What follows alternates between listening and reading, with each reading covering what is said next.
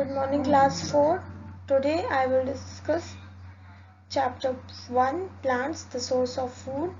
Today we will discuss the portion after the leaf the food factory. Now all of you open your science book which is Millennium Science for Juniors 4 and the publication is Millennium Book Source Private Limited. Now students open page number 7. In the last class we have discussed the leaf the food factory. So just let me revise the first leaf the food factory. A quick recap. Leaf क्या होती है? Leaf एक तरह की green structure होता है plants का जो कि प्लांट्स को हेल्प करता है उनका फूड प्रिपेयर करने में. जो फ्लैट ब्रॉड पार्ट होता है लीफ का उसको हम लोग लीफ ब्लेड कहते हैं और जो लीफ ब्लेड की जो मिडिल पोर्शन होता है उसको हम लोग कहते हैं मेन वेन.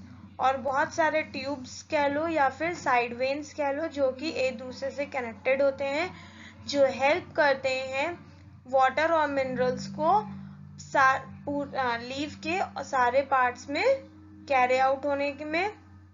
और जो लीव्स होती हैं इनमें बहुत ही स्मॉल बहुत ही टाइनी स्पेशल स्ट्रक्चर्स होते हैं जिनको हम लोग स्टोमाटा कहते हैं. इनको बेसिकली हम लोग नॉर्मल व्यू से नहीं देख सकते हैं. We can see it from with the help of a microscope. And जो लीव्स होती हैं ये बहुत ही इंपॉर्टेंट रोल प्ले करती हैं जो है फोटोसिंथेसिस के प्रोसेस में. अब फिर हमने पढ़ा था कि लीफ का कलर ग्रीन क्यों होता है. लीफ का कलर ग्रीन इसलिए होता है क्योंकि लीफ में एक ग्रीन कलर पिगमेंट प्रेजेंट होता है जिसको हम लोग कहते हैं क्लोरोफिल. क्लोरोफिल क्या करता है? क्लोरोफिल हेल्प करता है लीव्स को सनलाइट को ट्रैप करने के लिए. ट्रैप का मतलब होता है फंसा लेना. Then now all of you see activity number 1. I'm going to read the first point. You also just read with me. Take 2 potted plants of the same kind. Water one of the plants every day. Do not water the other. The third point. Observe the changes after 2 days. Which plant look weak with dried up leaves? Why? So activity number 1 में हमें क्या करना है? Activity number 1 ये कह रहा है कि हमें 2 प्लांट्स लेने हैं एक ही जैसे. सपोज हमने रोज प्लांट ले लिया या कोई और प्लांट ले लिया सेम काइंड के. हमने 2 प्लांट्स लिए फिर और उसको हमने मार्क कर दिया एक को A और सेकेंड वाले को B. तो जो फर्स्ट वाला था हमने उसमें क्या किया? हमने उसमें डेली पानी डाला, डेली उसको वाटरिंग करी उसमें. पर जो दूसरा वाला प्लांट था बी प्लांट उसमें हमने क्या किया? उसमें हमने डेली वाटरिंग नहीं की, हमने उसमें पानी नहीं डाला. फिर 2 दिन बाद क्या हुआ? 2 दिन बाद जब हमने देखा तो एक प्लांट जो है बहुत ही अच्छे से ग्रो करा था और जो दूसरा वाला प्लांट था जिसमें हमने वाटरिंग नहीं की थी वो प्लांट सूखने लग गया था. Now after that role of roots.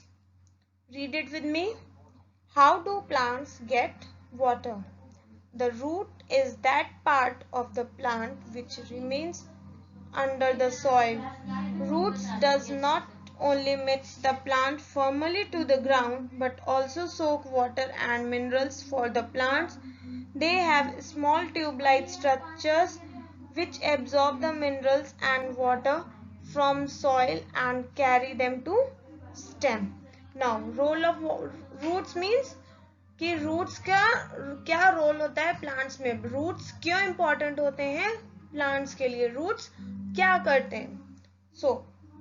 जो रूट होता है ये सबसे इम्पोर्टेंट पार्ट होता है प्लांट्स का बिकॉज जो रूट्स होते हैं ये जो है वाटर और मिनरल्स को एब्जॉर्ब करते हैं और हमारा जो प्लांट होता है उसको सॉइल में फिक्स भी रखते हैं. अगर रूट्स नहीं होंगे तो हमारा जो प्लांट है वो ग्रो नहीं करेगा, वो फिक्स नहीं हो पाएगा, वो सूख जाएगा.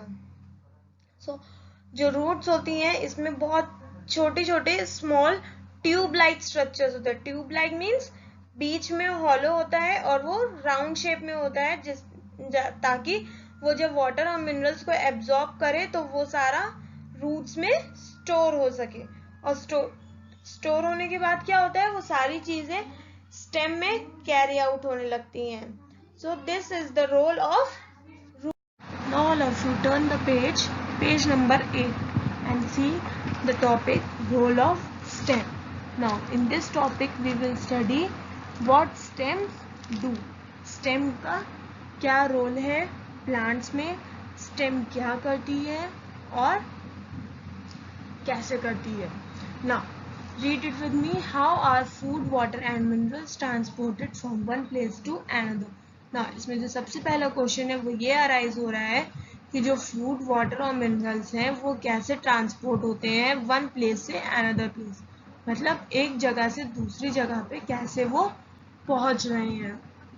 Now the stem grows above the ground. It bears branches on which leaves and flowers grow. The stem also has many tube-like structures inside it, which are extended also from roots. Can you guess the functions of these tubes? Let us perform the following activity to know the answer. Now, क्या करना है हमें, जो roots होती हैं वो क्या करती हैं, रूट्स वाटर एंड मिनरल्स को एब्जॉर्ब करती है, बट जो स्टेम होती है वो क्या करती है, वो उस जो एब्जॉर्ब और जो स्टोर्ड वाटर और मिनरल होता है जो रूट्स कलेक्ट करती है उसको ट्रांसपोर्ट करती है other parts of a plant में. नाउ तो जो रूट्स होती हैं वो कहाँ ग्रो होती हैं, they grow below the ground, but जो स्टेम होती है वो ग्रो करती है अबव द ग्राउंड. जो स्टेम होती है वो ग्राउंड के ऊपर होती है और जो रूट्स होती है वो ग्राउंड के नीचे होती है. स्टेम में बहुत सारी ब्रांचेस होती हैं और उन ब्रांचेस में बहुत सारी लीव्स होती हैं, फ्लावर्स होते हैं. जो स्टेम होती है वो बेसिकली ब्राउन कलर की होती है और ब्राउन और ग्रीन कलर की होती है. कुछ प्लांट्स की जो स्टेम होती है वो ब्राउन कलर की होती है और कुछ की स्टेम ग्रीन कलर की होती है.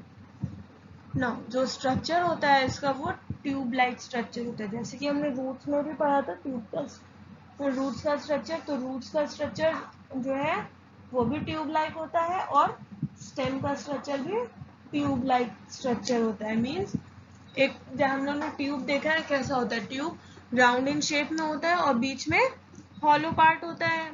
तो जो हॉलो पार्ट होता है उसमें रूट्स क्या करती हैं, वाटर और मिनरल्स को स्टोर करती हैं, बट जो स्टेम होता है उसके वो पूरा हॉलो नहीं होता है, राउंड इन शेप होता है, ट्यूब लाइक स्ट्रक्चर होता है उसका, बट उसके अंदर स्टेम के अंदर भी कुछ पार्ट्स होते हैं जो बहुत ही सॉफ्ट वीकेंड से हो सकते हैं और वो उसको हेल्प करते हैं ट्रांसपोर्टेशन में, food, water, food and minerals के ट्रांसपोर्टेशन में.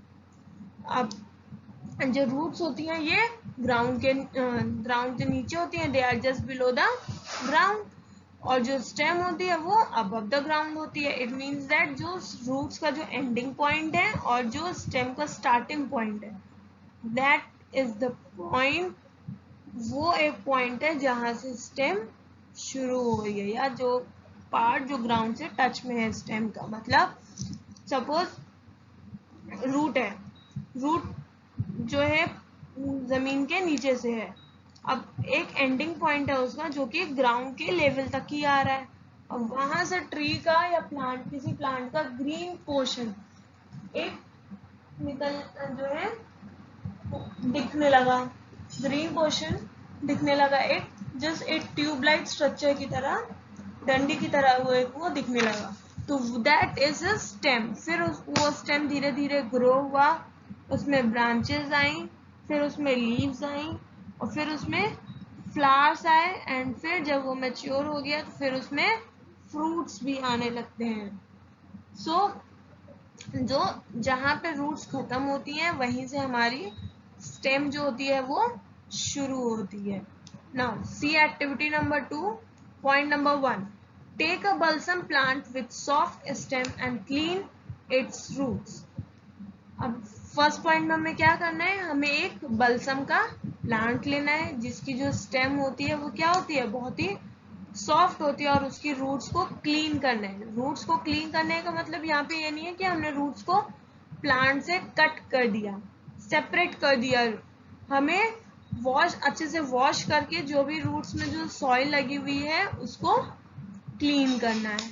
फिर second point, take a jar of water and add red ink or any food colour to it. फिर सेकेंड पॉइंट में क्या करना है, हमें एक जार लेना है और उसमें थोड़ा पानी लेना है। सपोज हमने 3/4 पानी ले लिया जार में और फिर उसमें हमने रेड कलर्ड इंक या फिर कोई भी फूड कलर उसमें ऐड कर दिया। After that, third point, put the plant in the jar in such a way that only the roots are dipped in the colored water. अब फिर हमने क्या किया, जो प्लांट था उसको हमने रेड कलर्ड वाटर में प्लेस कर दिया, मतलब कुछ टाइम के लिए उसको उसमें डिप कर दिया। जो रूट्स थी वो पानी में पूरी तरीके से डूब जानी चाहिए, जैसे कि ग्राउंड में होता है। प्लांट्स जब ग्राउंड में होते हैं तो क्या होता है, रूट्स सारी ग्राउंड में होती हैं। हमें रूट्स ग्राउंड के ऊपर तो दिखती नहीं है, वैसे ही हमें वाटर के साथ भी करना है।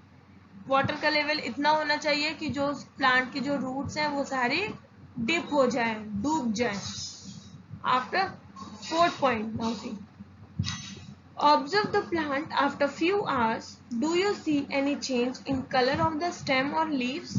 Now in what the fourth point is saying, fourth point कह रहा है कि कुछ घंटे बाद, आफ्टर फ्यू आवर्स, हमें प्लांट को ऑब्जर्व करना है। मीन्स उसको ऑब्जर्व करना है कि प्लांट में कोई चेंजेस आए या नहीं। तो हमने क्या देखा ऑब्जर्व करने में, कि जो स्टेम थी उसका कलर चेंज होने लगा, स्टेम और लीव्स का कलर चेंज होने लगा। पहले कौन से कलर की थी, ग्रीन कलर की थी, पर जब हमने रेड वाटर में प्लेस कर दिया और कुछ घंटे बाद देखा तो उसका कलर रेड कलर में चेंज होने लगा। क्यों चेंज होने लगा, क्योंकि जो रूट्स होती हैं वो रेड कलर्ड वाटर को एब्जॉर्ब करती हैं और जो लॉन्ग ट्यूब होती है स्टेम की वो उसको पास ऑन करती है, जिसकी वजह से जो कलर होता है वो लीव्स में भी पहुंच जाता है और ट्यूब में भी, इसलिए उसका कलर चेंज होने लगता है। फिर now the stem and leaves turn red. This happens because the roots absorb the red colored water and pass it into the long tubes of the stem from where this color reaches the leaves. After that, now we know that the stem carries water and from the roots to all parts of the plant. Now अब हमें पता है कि जो stem होती है वो carry करती है वाटर को रूट से प्लांट के सारे पार्ट्स में। After this, sunlight and carbon dioxide required for photosynthesis are taken up by the leaves themselves. अब क्या होता है फोटोसिंथेसिस के प्रोसेस में, हमें क्या क्या चाहिए होता है, हमें चाहिए होता है sunlight, water, carbon dioxide and minerals.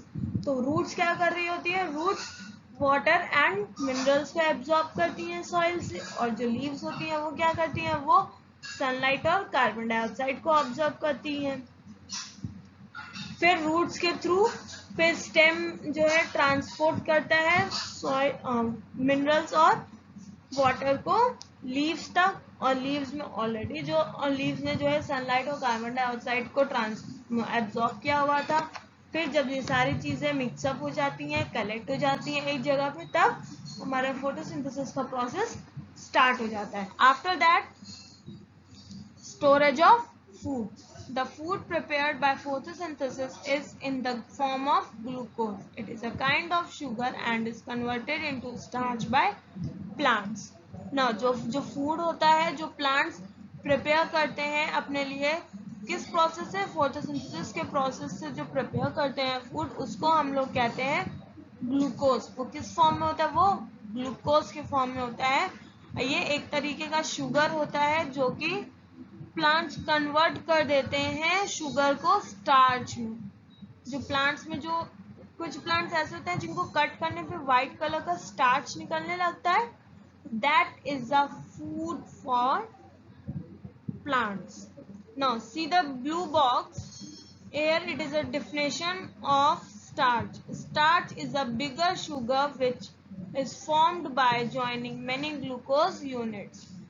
जब फोटोसिंथेसिस का प्रोसेस होता है तो बहुत सारे ग्लूकोज यूनिट्स प्लांट्स प्रिपेयर करता है, और जब प्रिपेयर कर लेता है तो फिर क्या होता है, वो सारे ग्लूकोज यूनिट्स धीरे धीरे जॉइंट होके एक बिगर यूनिट बनती है और फिर वो शुगर के फॉर्म में स्टार्च के फॉर्म में चेंज हो जाती है.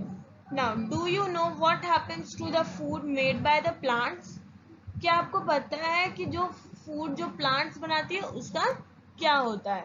The food prepared in leaves is sent to all parts of the plant by long tube-like structures. अब जो फूड जो प्रिपेयर करती हैं लीव्स, वो प्लांट के सारे पार्ट्स में सेंड किया जाता है. किसके through? Tube like structure. Tube like structure कौन सा? स्टेम के थ्रू. स्टेम के थ्रू जो भी फूड प्रिपेयर होता है वो ट्रांसपोर्ट होता है all the parts of a plant. जैसे रूट्स, लीव्स में तो प्रिपेयर ही हो रहा है, ब्रांच, स्टेम और फिर रूट्स तक भी जाता है. Now turn the page, now see the next page number 9. Now some part of the food is used by the plants to produce energy for their survival and for their growth. The rest of the food is converted into starch and is stored in different parts of the plant like fruits, stems and roots. अब ऐसा नहीं है कि जितना plant एक दिन में या फोटोसिंथेसिस के प्रोसेस में जितना भी फूड प्रिपेयर हुआ वो सारा का सारा स्टार्च के फॉर्म में कन्वर्ट हो गया हो. उसका कुछ पार्ट प्लांट्स जो होती हैं वो यूज कर लेती हैं एनर्जी को प्रोड्यूस करने में, ताकि वो सरवाइव कर सके और ग्रो कर सके. प्लांट्स को सरवाइव और ग्रो करने के लिए भी क्या चाहिए?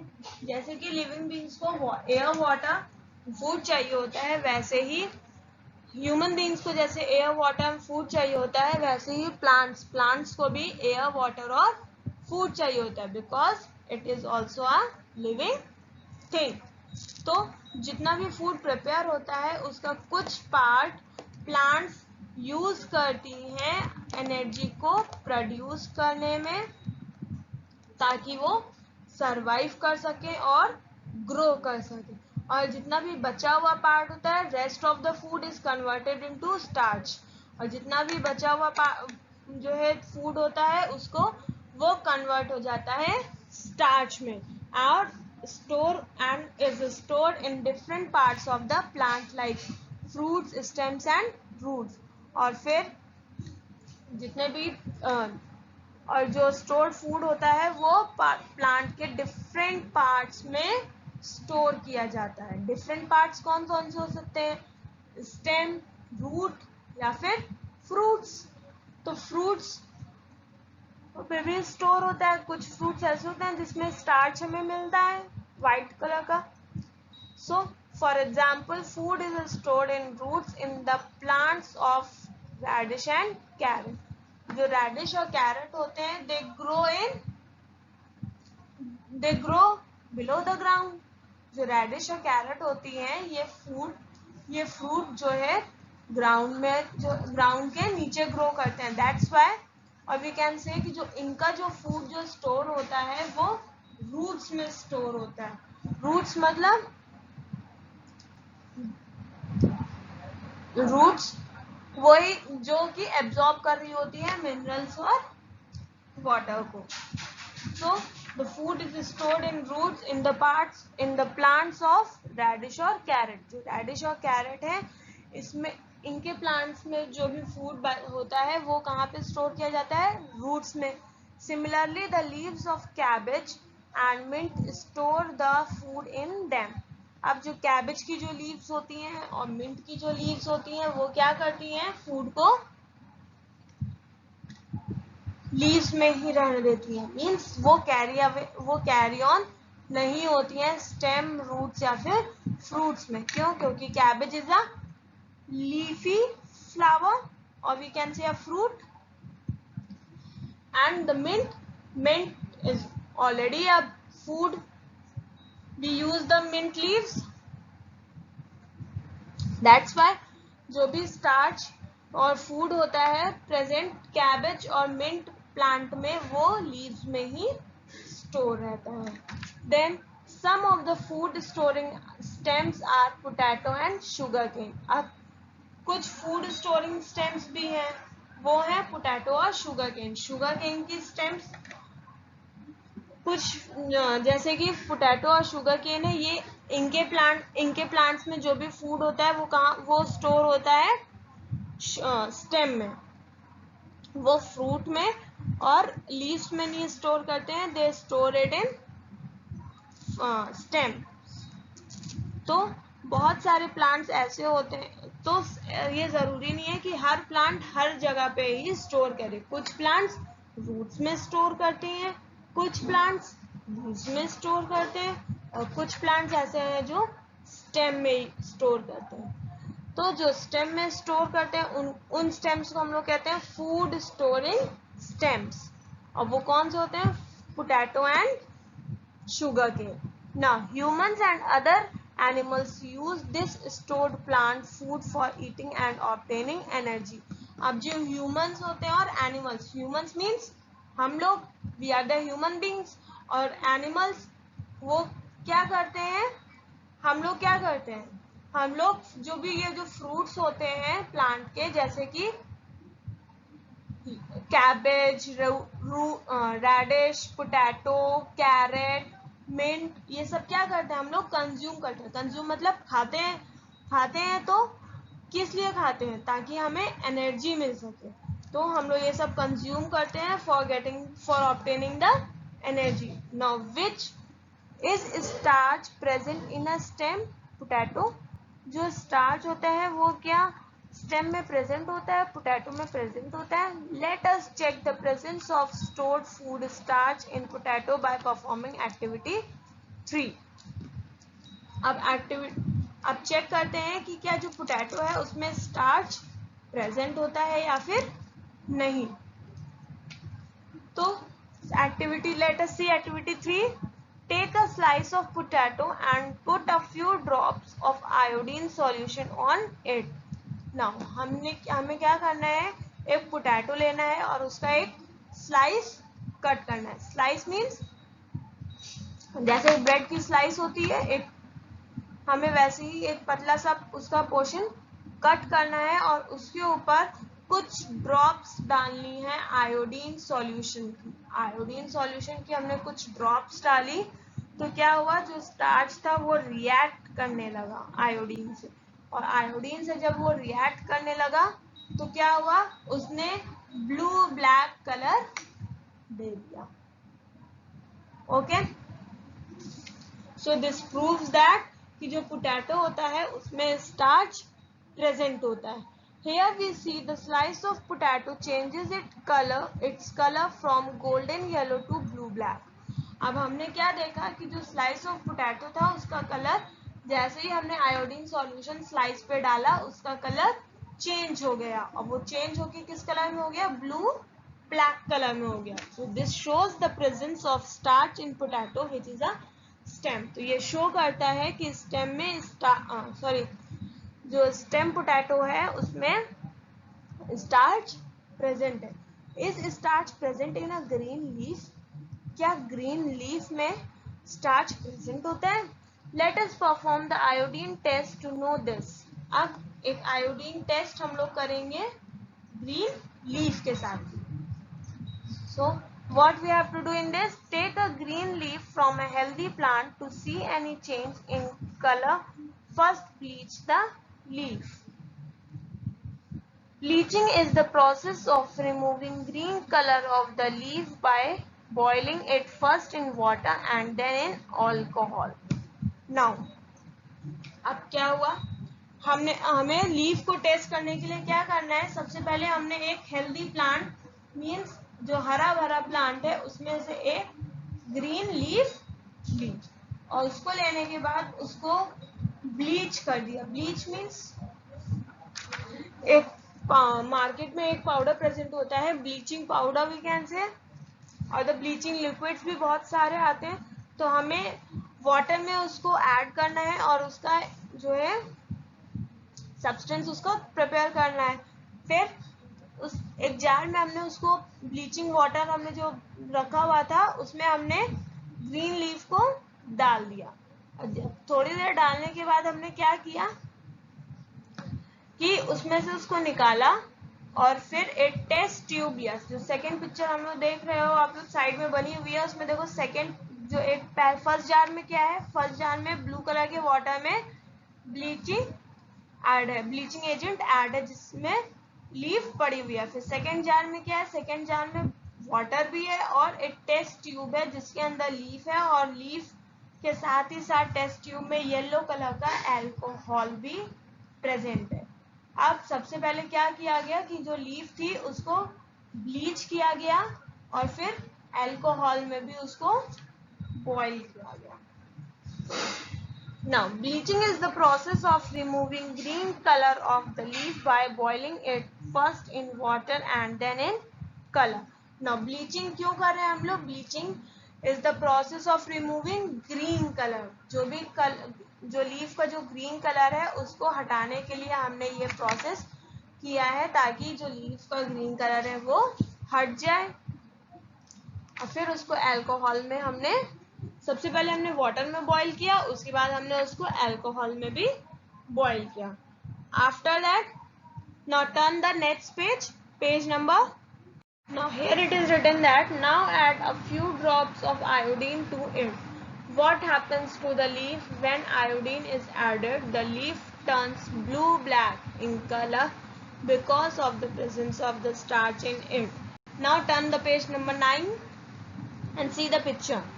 What we have done in the third picture that we washed the leaf in a cold water. हमने जो लीफ थी उसको ठंडे पानी में उसको वॉश आउट कर दिया, उसको धुला, उसके बाद उसको एक प्लेट में रख के उसके ऊपर कुछ आयोडीन जो कलर था वो चेंज हो गया। उसके बाद हमने क्या किया, हमने उसमें कुछ आयोडीन की ड्रॉप्स डाली लीफ के ऊपर। लीफ के आयोडीन ड्रॉप्स, लीफ पर जैसे ही हमने आयोडीन की ड्रॉप्स डाली उस लीफ का कलर फिर चेंज हो गया ब्लू ब्लैक कलर में। ब्लू ब्लैक कलर में चेंज हो गया तो ये क्या प्रूफ कर रहा है, ये प्रूफ करता है कि जो लीफ है इसमें भी स्टार्च प्रेजेंट है, जैसे कि फूड में प्रेजेंट होता है कि जो पोटैटो स्लाइस थी हमने जैसे ही उसमें आयोडीन मिक्स किया था, ऐड ऑन किया था, पोटैटो स्लाइस का कलर चेंज हो गया था ब्लू ब्लैक में, वैसे ही लीफ में भी स्टार्च प्रेजेंट होता है क्योंकि लीफ भी स्टार्च को स्टोर करती है। Now, what would happen to the plant if there was no sunlight? Now, अब प्लांट को क्या होगा अगर कोई सनलाइट नहीं होगी? See on page number 10. Take a potted plant and cover its 1 or 2 leaves with black paper. Keep this plant in the dark for about 24 hours. Put the plant back in sunlight for 4 to 5 hours. Take the covered leaves and perform the iodine test. क्या किया इन्होंने, हमने एक potted plant लिया, potted plant means एक plant लिया हमने और उसकी 1-2 पत्तियों को हमने ब्लैक पेपर से कवर कर दिया, ताकि उस पर ब्लैक पेपर से कवर क्यों किया, क्योंकि ब्लैक कलर सनलाइट को एब्जॉर्ब नहीं कर पाता है, तो ब्लैक कलर की वजह से जो लीव्स हैं उन तक जो है सनलाइट पहुंच नहीं पा रही थी। और उस ब्लैक पेपर से कवर करने के बाद क्या किया, हमने उस पेड़ को उठा के 24 आवर्स के लिए अंधेरे में रख दिया। We putted that plant into the dark for 24 hours. 24 hours के लिए उस प्लांट को हमने डार्क में रख दिया और उसके बाद फिर वापस से हमने उस प्लांट को हमने सनलाइट में रखा, कितने घंटों के लिए, फॉर 4 to 5 आवर्स। हमने वापस से फिर से उसको सनलाइट में रखा 4 to 5 आवर्स के लिए और फिर जो कवर्ड लीव्स थी उनको ले लिया और उस पर आयोडीन टेस्ट किया। आयोडीन टेस्ट कैसे किया, आयोडीन टेस्ट जो कवर्ड लीव्स थी उनको लिया उसमें से पेपर को हटाया, लीव्स को अनकवर किया और फिर उस पर कुछ ड्रॉप्स ऑफ आयोडीन सॉल्यूशन हमने ऐड ऑन किया। और जब ऐड ऑन किया तो क्या हुआ? What do you observe? The leaf does not turn blue black in color. और क्या हुआ कि जो लीफ का जो कलर था वो ब्लू ब्लैक में चेंज नहीं हुआ। क्यों नहीं हुआ? क्योंकि 24 आवर्स के लिए हमने प्लांट को क्या किया हुआ था? पहले अंधेरे में रख दिया था, उसको कवर कर दिया था ब्लैक पेपर से, तो जो सनलाइट थी वो उस पर पहुंच नहीं पाई थी, तो उसमें उस लीफ में फोटोसिंथेसिस का प्रोसेस नहीं हो पा रहा था। और फोटोसिंथेसिस का प्रोसेस नहीं हो पा रहा था तो वो जो लीव्स थी वहां पे फूड जो है प्रिपेयर नहीं हो पा रहा था। और प्रिपेयर नहीं हो पा रहा था, इसकी वजह से जो फूड जो लीव्स स्टोर करती हैं वो फूड लीफ में स्टोर नहीं हो पाए, और जितना भी ऑलरेडी स्टोर्ड था, जो पहले से स्टोर था, वो 24 आवर्स में फिनिश हो गया। Now, as the leaves were covered, they could not get sunlight. Hence, no food was prepared by the leaves. Therefore, we see that sunlight is necessary for plants to prepare. तो this proves that कि जो sunlight है, जो plants हैं, उनको ज़रूरी है कि उनको सनलाइट मिले फूड को प्रिपेयर करने के लिए। अगर सनलाइट नहीं मिलेगी तो plants will not be able to prepare their food. That is why sunlight is a very important essential for preparing food. And this completes our chapter number 1, which is plants, the source of food. Now all of you take out your copies. Now we will do the difficult words in the copy, and your homework will be do the exercises in the copy and in book also.